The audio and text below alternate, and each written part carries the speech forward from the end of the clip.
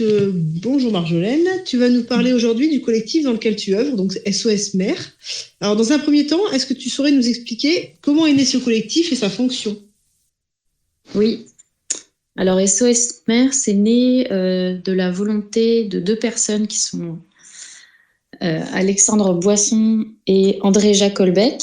Donc, André Jacolbec qui est un économiste à la retraite aujourd'hui, et Alexandre Boisson, pour faire dans les grandes lignes, qui a travaillé dans la sécurité publique puisqu'il a été policier de terrain. Ensuite, il a travaillé à la BAC Nuit et puis garde du corps de président de la République. Et c'est une association de fait qui vise à alerter les élus des communes et à sensibiliser les populations aux vulnérabilités des communes sur les sujets de l'alimentation, de l'énergie et de la santé, avec un focus sur le sujet de l'alimentation.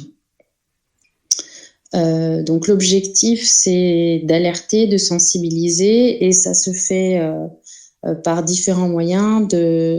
J'anticipe peut-être une question, mais ça se fait notamment via des vidéos et des contenus sur Facebook, sur différents réseaux sociaux, via un site internet qui comprend des différentes ressources. Voilà, oui. Je sais pas si j'ai anticipé peut-être une question là. Non, c'est pas un souci. Pour anticiper, il n'y a pas de problème. Donc, j'allais justement te demander comment concrètement fonctionne SOS Mère. Le principe, c'est que comme c'est une association de fait, les gens qui sont intéressés par le sujet peuvent contribuer. C'est beaucoup structuré quand même aujourd'hui autour d'Alexandre, qui est le fondateur historique et qui est toujours dans l'association, et avec maintenant un groupe de personnes qui travaillent à ses côtés. Donc ça passe vraiment beaucoup par le biais de contenus qui vont être vidéos, textes, des documents, des PDF téléchargeables qui permettent de mettre en application la méthode d'ICRIM, dite la méthode d'ICRIM, et par des contenus qui permettent de comprendre le fonctionnement de notre système mondial, de comprendre ses vulnérabilités, et puis aussi un pendant peut-être plus positif et constructif de toutes les solutions qui existent déjà et qui peuvent être des sources d'inspiration. Quels sont les projets à venir, du coup, à plus ou moins long terme du collectif ?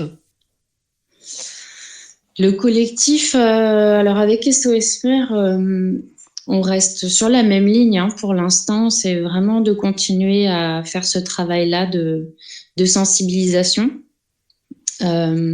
Après, du coup, je sais pas si j'en parle là, parce que avec Alexandre, on travaille aussi sur des conférences spectacles, mais qui sont pas faites au nom d'SOS Mère. Alors, je sais pas si ça t'intéresse qu'on en parle ou pas. Elles sont faites au nom des brigades d'ICRIM ?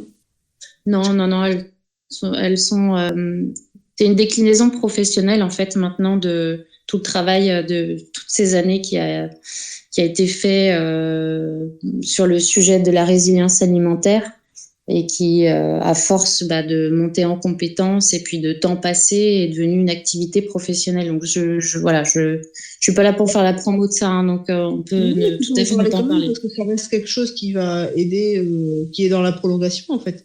Donc oui. Comme tu le souhaites. Ok.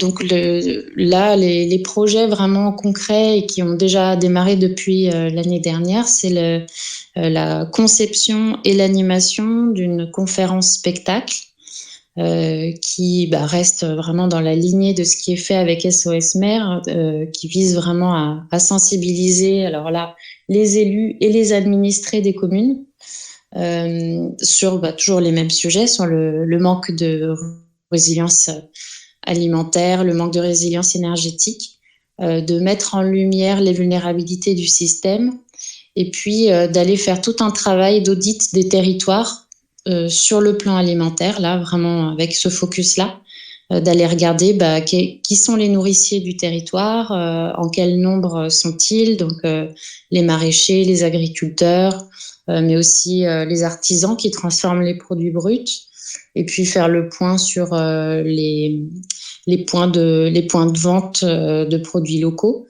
Et à partir de là, avec des outils aussi qui sont existants comme le site Cratère, de vraiment faire un audit du niveau de résilience alimentaire des territoires. Et donc d'adapter ensuite sur chaque territoire la conférence pour sensibiliser les populations au manque de résilience alimentaire de leur territoire. Et ensuite, de pouvoir faire intervenir pendant les conférences les producteurs locaux, les associations, pour pouvoir, dans une troisième partie, travailler sous la forme d'ateliers avec l'objectif de structurer des filières courtes alimentaires, donc avec tout ce qui permet de structurer justement une filière courte, faire le point sur l'existant et identifier les trous dans la raquette, ce qui manque pour qu'on puisse arriver progressivement à recréer ces fameuses filières courtes qui ont des impacts systémiques vraiment très importants sur les territoires. C'est génial tout ça parce que c'est vraiment du concret et c'est vrai que ça permet de se projeter. J'allais poser une question plus concrète, mais l'animation de ces conférences, ce spectacle, on peut vous solliciter du coup dans n'importe quelle commune ? Oui. Là, l'objectif, c'est vraiment de le faire partout pour l'instant. Partout où on parle français, donc c'est même pas nécessairement que en France. On a déjà pris attache aussi, par exemple, en Belgique. On l'a pas encore fait en Belgique, mais on serait intéressé. Et puis, donc, pour l'instant, on l'a joué un petit peu partout en France, en région parisienne, dans le nord de la France, dans le bassin minier, dans le sud, dans les Cévennes.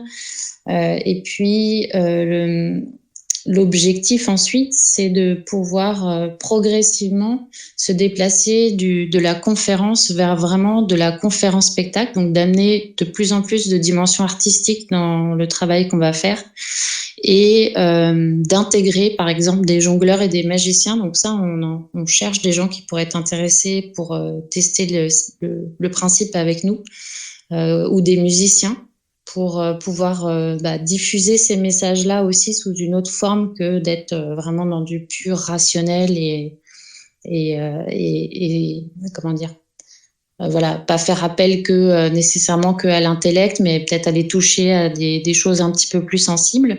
Et puis progressivement, on aimerait même pouvoir travailler sur la création d'un spectacle où là, alors on sortirait complètement du mode de conférence pour diffuser toujours ces mêmes messages, mais sous une forme qui serait complètement artistique. Et moi, dans mon esprit, j'aimerais même, pour reboucler avec ta question, j'aimerais carrément qu'on puisse être sur du muet pour qu'on puisse aller jouer ce spectacle-là partout et qu'il n'y ait plus du tout la barrière de la langue. Oui, c'est... Là, c'est vrai que les conférences, par exemple, c'est pour ça qu'à un moment donné, il a fallu passer à une activité professionnelle parce que rien que l'audit des territoires, c'est un travail qui est très long parce que c'est la manière dont dont on le fait, c'est pas juste d'aller chercher de la donnée parce que ça, on en trouve maintenant des études avec tout le travail qui est fait sur les PAT, les plans alimentaires territoriaux. L'idée, c'est vraiment d'être plutôt sur un diagnostic sensible, donc d'aller à la rencontre des gens sur le territoire et de passer du temps avec les maraîchers, avec les agriculteurs. Donc, ça prend à peu près généralement 3/4 d'heure à 1 heure de discussion avec chaque personne contactée, parce que c'est des gens qui ont besoin aujourd'hui de pouvoir parler de leur situation. Ils sont contents généralement qu'on prenne ce temps-là pour les écouter. Donc déjà rien que ce temps-là de diagnostic, après il y a tout le travail de synthèse à faire et pour pouvoir ensuite réadapter la conférence qu'on fait qui existe dans les la structure existe et les grands messages sont un peu les mêmes, mais de vraiment adapter ce qu'on dit pour que ce soit pertinent sur chaque territoire.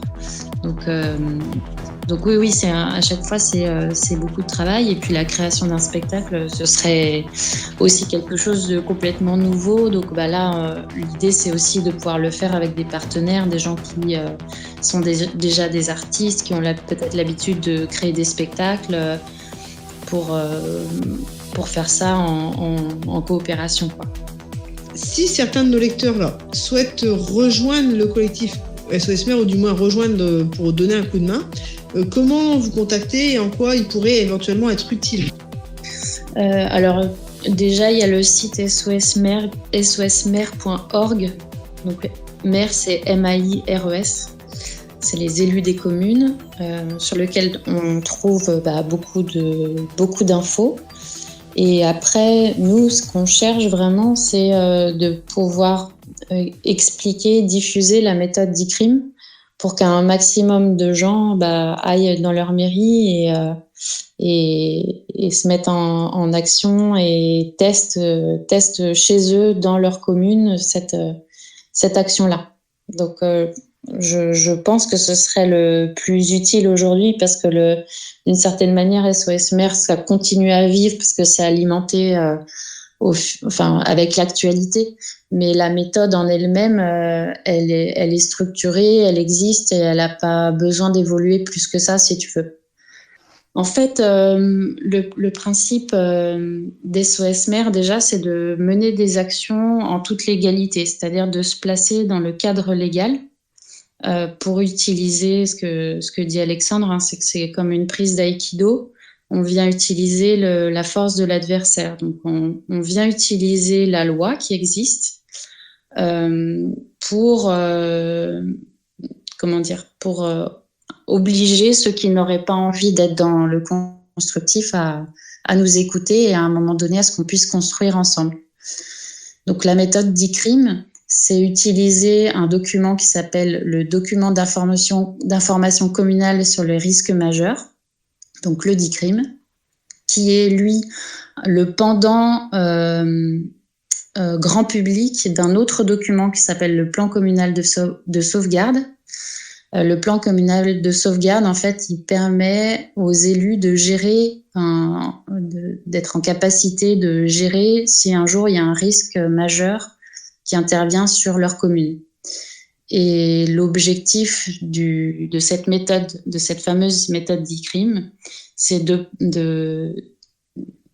mettre le pied dans la porte de la mairie pour entamer une discussion avec les élus sur ces sujets-là des risques majeurs. Donc les risques majeurs, il y en a 5 grands types, mais en gros, il y a les risques majeurs naturels et les risques majeurs technologiques.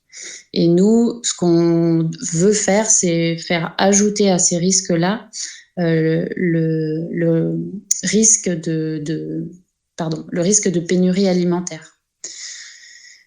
Et donc, tout l'objectif de la méthode d'ICRIM, c'est de mettre ce fameux pied dans la porte pour créer, un peu obliger à avoir une discussion avec les élus et progressivement les alerter, les sensibiliser sur ce risque, les alerter, les sensibiliser sur ce risque-là. Et progressivement, le fait d'avoir entamé une discussion, commencer à tisser des liens ensemble et proposer des projets et des solutions et faire en sorte que des choses émergent de ces discussions et qui aillent dans le sens de créer des communes plus résilientes. Et ça, c'est pas juste des vœux pieux, parce qu'on se rend compte qu'effectivement, c'est une méthode qui prend du temps, parce qu'il faut entamer un dialogue et que c'est long et qu'on ne tombe pas nécessairement sur des élus qui ont vachement envie de bouger dans ce sens-là. Ce qui arrive aussi quand même assez souvent, c'est que les élus écoutent dans les rendez-vous. C'est finalement assez facile d'avoir des échanges avec les maires quand on est dans des toutes petites communes ou le responsable des risques. Donc, avoir des premiers échanges, c'est pas forcément le plus compliqué. Ce qui est plus compliqué, c'est peut-être d'avoir les échanges suivants.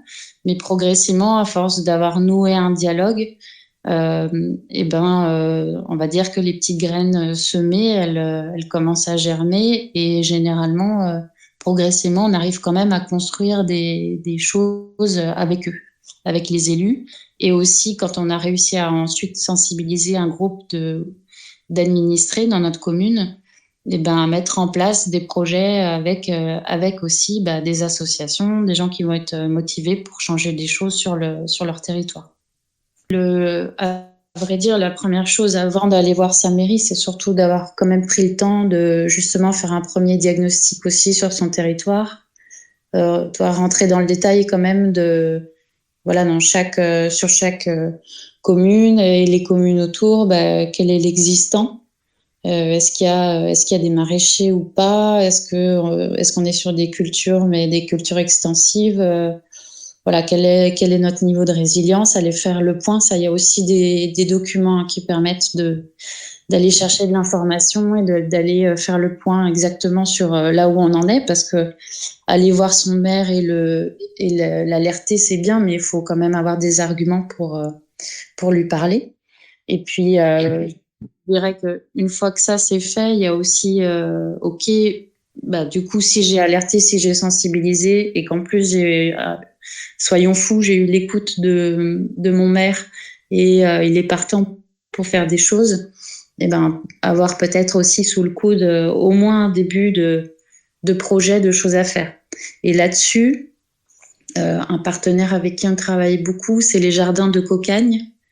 Et eux, c'est vraiment très très intéressant leur démarche, parce qu'ils ils font de la réinsertion par le travail maraîcher. Et donc, si tu veux, à un moment donné, ils combinent en termes de solutions beaucoup de choses vraiment très pertinentes par rapport à la vision qu'on a chez SOS Mer, c'est-à-dire la résilience alimentaire, certes, mais il y a aussi la justice sociale. Le fait de se dire, on voudrait produire des aliments de bonne qualité, mais qui soient aussi accessibles à tous. Donc, il y a tout ce travail qu'ils font et qui est vraiment formidable. Donc, peut-être que ça peut être d'aller regarder si dans un périmètre autour de Choix, il y a déjà un jardin de Cocagne existant. Et là, peut-être de proposer aussi des solutions en partenariat avec eux, parce que ils existent, c'est une association, ils sont généralement très bien implantés au niveau local. Et donc, je dirais, c'est un premier partenaire avec qui travailler et qui est vraiment très pertinent. Et puis après, une autre chose à pas oublier, c'est tout ce qui est l'organisation, soit de fêtes ou en tout cas d'événements. Là, c'est ce que vous allez faire. Alors, je sais plus comment il s'appelle finalement, c'est plus le festival. Quel avenir pour le vivant? Quel avenir pour le vivant? Donc, tous ces événements-là qui permettent de maintenir une présence à l'esprit sur les sujets de la résilience et progressivement, voilà, d'avoir de plus en plus de moments qui sont des moments sympas, qui sont des moments festifs, conviviaux, où à la fois c'est sympa et à la fois on vient quand même apporter du fond et parler de ces sujets-là. Si tu avais un message à faire passer à nos lecteurs, lequel serait-il? Moi, je pense que ce serait de pas hésiter à aller en mairie. La méthode d'ICRIM, elle a l'air un peu carrée comme ça, parce qu'il y a le côté légal, mais c'est vraiment... je pense que c'est une méthode qui permet aussi à chacun d'y aller avec qui il est. C'est-à-dire, il y aura peut-être les plus vindicatifs qui vont y aller avec peut-être un mode un petit peu...